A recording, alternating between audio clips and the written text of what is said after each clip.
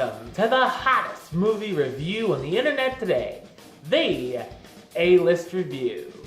I am your host, the Game Changer, Wes Truth.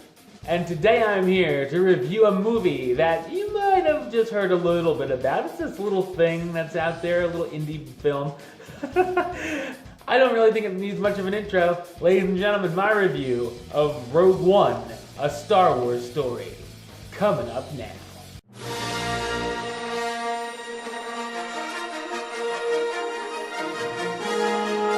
The Empire has been working on their ultimate weapon of destruction, known as the Death Star, for many years. Research scientist Galen Erso is forced to work on the project and gets the weapon into working order.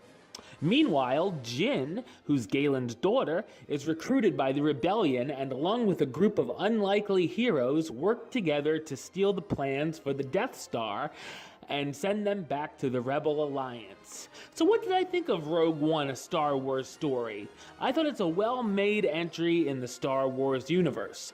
This is the first of what could be many standalone Star Wars anthology films, and was the guinea pig to see if the concept will work, so the film definitely had a lot of big questions to be answered. Will there be an opening crawl? Will the main theme be used? Yada yada yada. The film takes place in between Revenge of the Sith and A New Hope, and there obviously is a lot of material that could be explored between that period of time.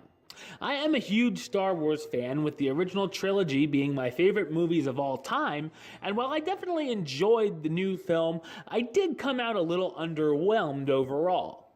The action sequences are terrific, from a few run-ins with some stormtroopers to the humongous warlike final battle, complete with the rebels going up against Imperial walkers, or AT-ATs, and squads of assorted troopers. There's also a great X-Wing and TIE Fighter dogfight that may be one of the best looking in the series.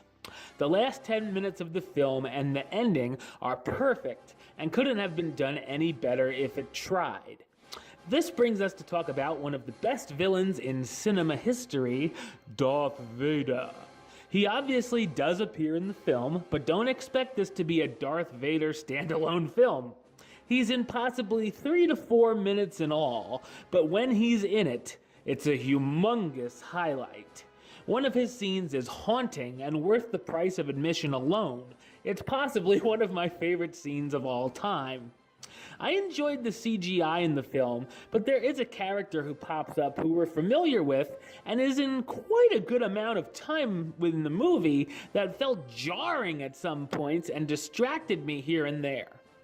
There are a number of callbacks and nods to the original series that I enjoyed, and a couple of blink and miss cameos, some that I thought worked and some that were just there for fan service and didn't really add anything to the story. This is a film that feels a little more geared toward adults and is quite dark and definitely has a war movie feeling to it. My problems with the film come in the first half of the movie. I know we have to be introduced to and find out a little bit about these new characters, but I feel it was a bit slow. I feel it would have worked better with just a little more pep in its step, and if the script would have been a little tighter. I felt like the only character we truly got to know was Jyn, but I felt we really don't get to know any of the other side characters as much as we could have. There could have been much more characterization overall. I like most of the new characters and just wish they had gotten a little more of a backstory. There are a few laughs in between to break up the tension, most of which hit. I also thought it was cool to see some of the new planets the characters travel to. As far as the music, I wasn't too keen on the score and thought it was lacking a bit. The cast stars Felicity Jones, how you doing? As Jyn Erso, the daughter of a scientist working on the Death Star and is recruited by the rebellion for a mission. Diego Luna as Captain Cassian Andor, a rebel intelligence officer who has a few extra motives up his sleeve that Jyn doesn't know about. Ben Mendelsohn as Orson Krennic, the director of advanced weapons research for the Empire.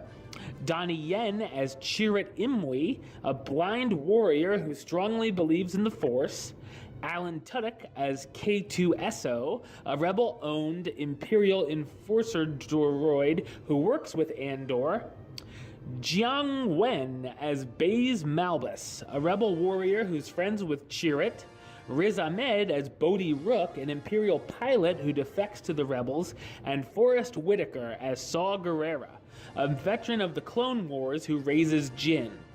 While I didn't feel the Force quite as much as I have with other Star Wars films in the past, minus the prequels, it's easily enjoyable, and I'll buy it on Blu-ray and watch it again when it comes out. I'm gonna give it the rating of do it. All right, well, that's the show. I'll be back with another episode very soon. I'm planning on seeing Collateral Beauty sometime this weekend, so yeah, that's a thing. So I'll be back with that. Make sure you tune in. But until next time, don't forget to subscribe right here on YouTube. youtube.com/westside515. You can like the show on Facebook, facebook.com/WestTroopaList. And of course, you can follow me on the Twitter and the Instagram @WestAList. Until next time, Troop out.